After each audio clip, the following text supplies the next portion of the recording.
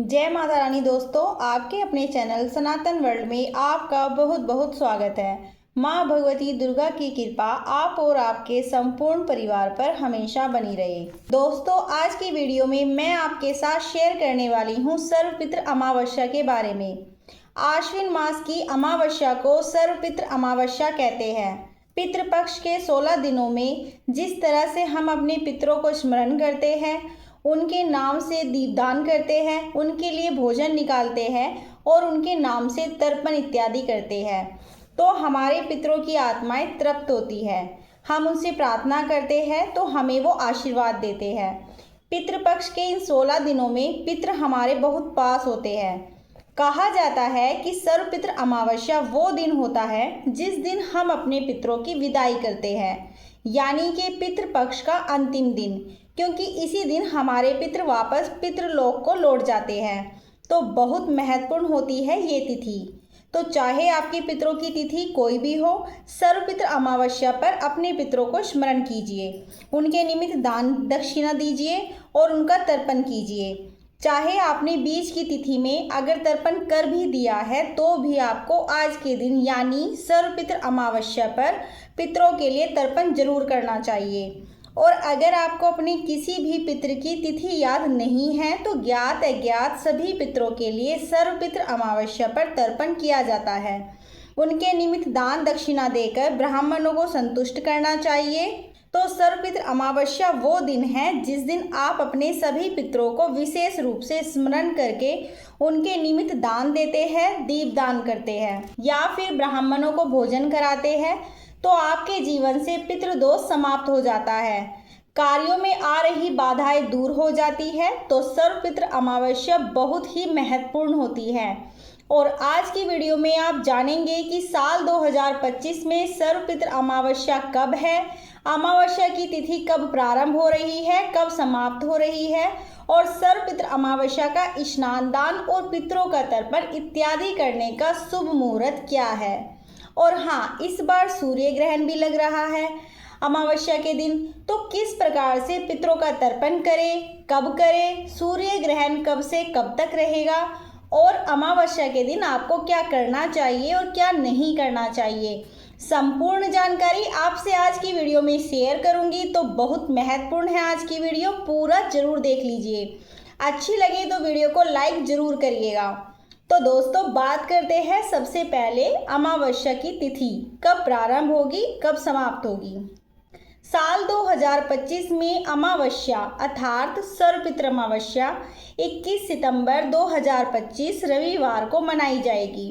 अमावस्या की तिथि प्रारंभ हो रही है 21 सितंबर 2025 को सुबह 12:16 पर और अमावस्या तिथि का समापन 22 सितंबर को होगा सुबह 1:23 पर। तो सूर्योदय कालीन तिथि में 21 सितंबर 2025 रविवार को अमावस्या है। इस दिन सूर्योदय काल का समय है सुबह 6:19 पर और सूर्यास्त का समय है शाम को 6:20 पर। ब्रह्म मुहूर्त सुबह 4:43 से 5:31 तक। ब्रह्म मुहूर्त में आप स्नान कर सकते हैं, पूजा इत्यादि कर सकते हैं। अमावस्या के दिन ब्रह्म मुहूर्त में स्नान करने से गंगा स्नान का पुण्य प्राप्त होता है। आप चाहे तो गंगा में भी स्नान कर सकते हैं या आसपास यमुना कोई नदी है तो वहां जा सकते हैं या फिर घर में भी गंगा जल मिश्रित जल से भी स्नान कर सकते हैं। अमृत काल सुबह 3:38 से सुबह 5:21 तक रहेगा। अमृत काल में अगर कोई भी काम करते हैं जैसे पूजा इत्यादि या दान करते हैं या कोई मंत्र जप करते हैं तो उसका पुण्य फल आपको अमृत के समान मिलता है। बात करें अभिजीत मुहूर्त की, तो अभिजीत मुहूर्त सुबह 11:55 से दोपहर 12:43 तक। अभिजीत मुहूर्त सर्वाधिक शुभ मुहूर्त है। इस समय में अगर आप कोई भी दान करते हैं तो उसका फल आपको कई गुना मिलता है। और अब जानते हैं कि सर्वपितृ अमावस्या पर तर्पण और श्राद्ध कर्म करने का शुभ मुहूर्त क्या है। तो देखिए, पहला मुहूर्त है कुतुब मुहूर्त। यह समय है सुबह 11:50 से दोपहर 12:38 तक। यह विशेष मुहूर्त होता है। इस समय में पितरों का तर्पण करना अत्यंत ही श्रेष्ठ होता है। दूसरा मुहूर्त है रोहिणी मुहूर्त, दोपहर 12:38 से दोपहर 1:27 तक। इस समय में भी आप पितरों का तर्पण कर सकते हैं। और तीसरा मुहूर्त है अपराह्न काल का, जो कि दोपहर 1:27 से प्रारंभ होकर दोपहर 3:53 तक रहेगा। ये समय भी पितरों के तर्पण के लिए, श्राद्ध कर्म करने के लिए सर्वाधिक श्रेष्ठ होता है। तो ये 3 मुहूर्त हैं। इन तीनों समय में जो भी समय आपके अनुकूल हो उसके अनुसार आप अपने पितरों का तर्पण कर सकते हैं। अब बात करें कि पितरों का तर्पण कैसे करें सर्वपितृ अमावस्या पर, तो आप किसी भी पवित्र नदी के किनारे या फिर घर पर भी पितरों का श्राद्ध या तर्पण कर सकते हैं। श्राद्ध कर्म करने के लिए कुसा का होना आवश्यक है। हाथ में कुसा लेकर ही तर्पण करिए।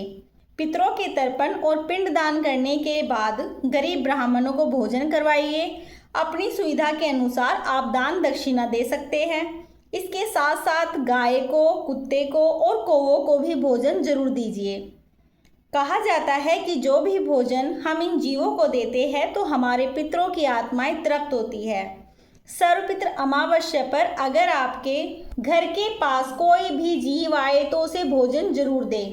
घर के आसपास अगर पीपल का वृक्ष है तो आप जल जरूर दीजिए।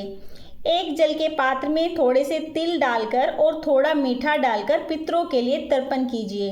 फिर धूप, दीप, पुष्प अर्पित करके विधि विधान से पीपल के पास अपने पितरों को स्मरण करके पूजा कीजिए। देखिए, वैसे तो रविवार के दिन पीपल की पूजा नहीं की जाती, लेकिन अगर पितरों का दिन है तो आप अपने पितरों के लिए तर्पण कर सकते हैं, दीप दान भी कर सकते हैं। और अब जानते हैं कि सर्वपितृ अमावस्या पर आपको क्या नहीं करना चाहिए। सर्वपितृ अमावस्या है तो आपको किसी भी प्रकार से घर में लहसुन, प्याज या मांस मदिरा का सेवन नहीं करना चाहिए। घर की चौखट को अच्छी तरह से साफ करना चाहिए। घर के मुख्य द्वार पर दीपदान जरूर करें। चाहे तो आप सुबह भी कर सकते हैं या शाम को भी कर सकते हैं। किसी भी प्रकार की घर में लड़ाई नहीं करनी है, कोई झगड़ा नहीं करना है, क्योंकि पितरों की विदाई का दिन है। तो शांतिपूर्वक तरीके से अपने घर में वातावरण रखें। स्मरण कीजिए पूरे दिन अपने पितरों का प्रसन्न मन से विदा कीजिए। जो भी दान करते हैं या कोई भी कार्य करते हैं तो पितरों को स्मरण करके कीजिए। और सर्वपितृ अमावस्या के दिन सूर्य ग्रहण भी लग रहा है। अब ऐसे में श्राद्ध कर्म, पिंडदान, ब्राह्मणों को भोजन, ये सब कार्य कैसे करें, क्योंकि जब भी सूर्य ग्रहण होता है, चंद्र ग्रहण होता है तो किसी भी प्रकार का धार्मिक अनुष्ठान नहीं किया जाता। और जब ग्रहण समाप्त होता है तो तभी हम यह कार्य करते हैं। तो अब जानते हैं कब से कब तक लग रहा है सूर्य ग्रहण। तो देखिए, सूर्य ग्रहण 21 सितंबर की रात्रि में 10:50 से प्रारंभ होगा और देर रात्रि 3:23 पर समाप्त होगा। तो भारतीय समय के अनुसार यह ग्रहण लग रहा है रात्रि में, और रात्रि में लगने की वजह से भारत में इसका सूतक मान्य नहीं होगा और किसी भी प्रकार का ग्रहण से संबंधित नियम भी मान्य नहीं होगा। तो अमावस्या का जो दान है, तर्पण है या फिर आप जो भी कार्य करते हैं, सभी कार्य आप कर सकते हैं, क्योंकि भारत में ग्रहण नहीं लग रहा, इसलिए सूतक भी मान्य नहीं होगा। तो आप कुतुब वेला में पितरों का श्राद्ध कर सकते हैं, तर्पण कर सकते हैं, पिंड दान कर सकते हैं। और कहाँ पर लग रहा है यह ग्रहण, तो वो भी जान लीजिए। देखिए, इस बार जो सूर्य ग्रहण लग रहा है ऑस्ट्रेलिया, अंटार्कटिका, अफ्रीका, प्रशांत महासागर, दक्षिणी प्रशांत, पोलिनेशिया तथा एशिया के कुछ हिस्सों में दिखाई देगा। इसके अलावा न्यूजीलैंड के कुछ शहरों में दिखाई देगा। अगर आप इन इलाकों से हैं तो आपको सूतक भी मान्य होगा, आपके लिए ग्रहण भी मान्य होगा। लेकिन अगर आप भारत से हो तो आपको इन बातों पर ध्यान नहीं देना है। तो दोस्तों, वीडियो अच्छी लगी हो तो लाइक कीजिएगा, और अगर आप इस चैनल पर पहली बार आए हैं और चैनल को सब्सक्राइब नहीं किया है तो आज की वीडियो अगर आपको अच्छी लगी है तो चैनल को ज़रूर सब्सक्राइब कीजिएगा।